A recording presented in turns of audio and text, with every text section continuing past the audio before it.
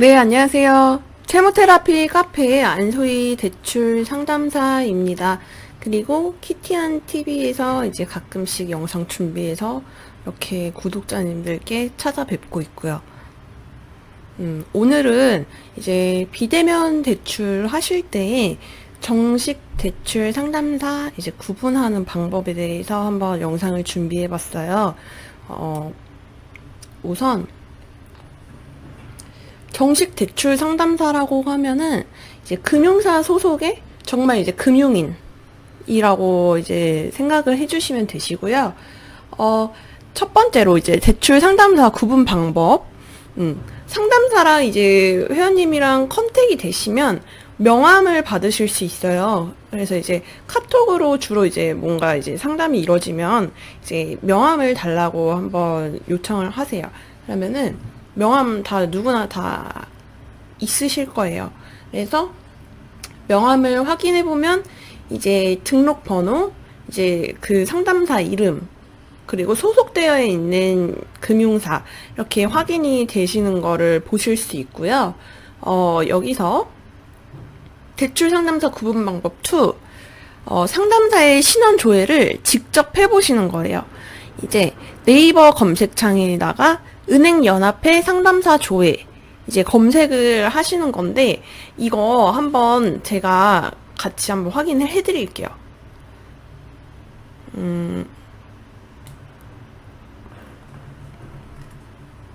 이 화면이 보이셔야 되거든요. 어떻게 하셔야 되냐면 네이버에 은행연합회 라고만 치시면은 이제 안 되세요. 전국은행연합회라고 이렇게 뜨실 텐데, 이거를 이제 클릭해서 들어가시면은 이제 그 대출 상담사 조회가 안 되세요. 한번 들어가 볼까요? 이렇게. 은행연합회에 대한 뭐 알림 소식, 뭐 이런 거가 있는 그런 사이트고, 여기는 우리가 해당되는 그 정보가 아니에요. 그래서 은행연합회 상담사 조회, 그러면 여기 이렇게 밑으로 쭉 내리시면 대출성 금융상품 판매 대리, 중개업자 통합 조회 이렇게 나와요. 그래서 이거를 클릭을 하시고 명함을 받으셨잖아요. 그 명함에 있는 번호대로 이렇게 입력을 하시면 되세요. 조회 하면 이렇게 나오죠. 이게 이제 상담사가 이렇게 활동을 하고 있다, 그거를 이제 증명하는 거예요. 그래서 여기서 이제 보면은 네, 등록번호, 이제 성명, 위반 사항이 있는지, 위반 이력이 없고, 이제 계약 이력, 뭐 어디 소속 금융사고, 계약 시작, 계약 종료, 이런 게 이제 기본적으로 확인이 되셔야 되세요. 그리고 카톡 상담 시 본명과 일치하는지 카톡 배지로 확인하시는 게 좋긴 하세요. 그러니까 이렇게 대출 상담사 조회가 됐어요. 근데 이제 카톡으로 이제 상담이 들어가면은 웬만한 그 대출 상담사들은 이제 카톡 배지를 확인하면 본인 계좌 인증이 된 거라서 배지 확인 시 본인 확률이 200%예요. 저 같은 경우에도 해당이 되고, 다시 한번 말씀드려서 이제 아까 그 방금 보여드렸던 은행연합회 사이트에서 상담사 신원 조회가 안 되는 경우 정식 대출 상담사가 아니라고 보시면 되세요. 그리고 이 카톡 프로필을 보게 되면은 그 옆에 이제 카톡 배지가 이렇게 있어요. 그래서 이런 것도 좀 디테일하게 보시는 게 좋긴 하겠어요. 그리고 간혹 가다가 이제 그 상담을 하다 보면 대출 상담사라고 자기가 이제 타 사이트, 은행연합회 사이트가 아니고 다른 이제 그 외부 사이트를 알려주면서 이름과 핸드폰 번호를 검색을 해봐라, 그러면 내가 나온다, 이렇게 하시는 경우가 있거든요. 근데 그거는 진짜 은행연합회 소속의 상담사가 아니라고 보시면 되세요. 그러니까 제가 아까 말씀드린 은행연합회 사이트에서 상담사 신원조회가 되셔야지 국가에서 인증된 이제 정식 대출 상담사라고 보시면 되세요. 그래서 이제 정식적인 대출 상담사한테 대출 상담을 받으셔야 되는 거, 그 이유에 대해서 한번 이야기를 해볼 건데, 금융 소비자로서 권리와 보호를 제대로 받기 위해서는 정식적인 대출 상담사한테 이제 대출 상담을 받으셔야 되는 게 필수적으로 볼 수 있고, 대출 상담사 사칭하는 사람들이 이제 거의 절반일 거예요.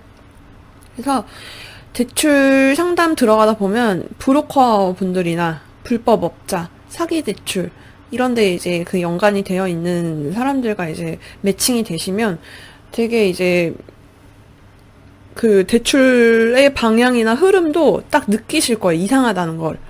그리고 왜 이제 정식 대출 상담사들한테 받아야 되는지 그 여부를 제가 이따 말씀드릴 건데, 일단은 그런 브로커나 불법업자나 사기 대출 하시는 분들한테 이제 노출이 되시면 본인들의 이익만 챙기는 거죠.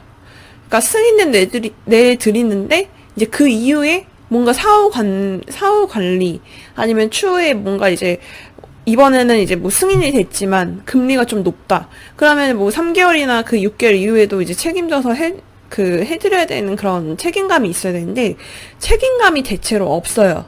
그래서 고객의 신용을 진심으로 생각을 안 해주시는 그런 단타적인 사람들이 굉장히 많다는 거죠. 그래서 그런 분들한테 노출이 되면은 좀 약간 신용이 꼬이게 되고, 그런 악순환이 반복되는 대표적인 사례가 되실 수 있어요. 그래서 정식적인 대출 상담사한테 받으시는 게 정말 중요하고, 정식적인 대출 상담사의 경우에는 직관적으로 상황을 직시하며 이제 승인까지도 도와드리는 반면에, 정말 이제 대출을 받으시면 안 되는 상황이라던가 아니면 대출이 나오지 않는 그런 상황에 대해서 회원님들한테 이제 뭔가 거짓되게 그렇게 설명드리지 않고 정말 직관적으로 그렇게 말씀을 드리는 편이고, 고객의 추후 상황까지도 생각하면서 추가 대출 예방 및 사후 관리 안내 이렇게 해드리는 거죠. 그러니까 추가 대출 같은 것도 최대한 6개월 이내로 발생되지 않게 뭔가 이제 계획이나 이제 가이드를 짜드린다거나, 그리고 이제 사후 관리 같은 경우에는 이제 그 이후에도 회원님들이 대출이 필요하신 순간이 찾아올 수가 있잖아요. 그래서 그 순간순간마다 이제 대출 한도가 잘 나오실 수 있게, 쉽게 이제 대출 진행이 되실 수 있게 그런 부분을 이제 일단 만들어 드린다고 생각을 하시면 되세요. 그러니까 대출 승인도 승인이긴 하지만 이제 신용 관리를 어떻게 해야 되는지 회원님들마다 그 케이스나 상황이 다 다르셔서 그 부분에 맞게 이제 유들 있게 융통성 있게 그렇게 안내를 해드려야 되는 게 그런 게 있거든요. 그래서 경력 대출 상담사가 신용 상담 시에 좋아요. 그래서 이제 그런 뭔가 정식 대출 상담사라는 거가 확인이 되셨으면 그 사람이 어떻게 이제 활동을 했는지 그 여부에 대해서 뭔가 플랫폼을 통해서 확인을 해보신다든지 뭔가 프로필이 있을 거 아니에요. 그러면 그런 프로필을 한번 참고를 해주시는 게 좋긴 하세요. 그래서 오늘은 비대면 대출 알아보실 때 정식 대출 상담사 이제 확인하는, 구분하는 방법에 대해서 이야기를 해봤고요. 다음에는 더 유익하고 도움되는 영상으로 찾아뵙도록 하겠습니다.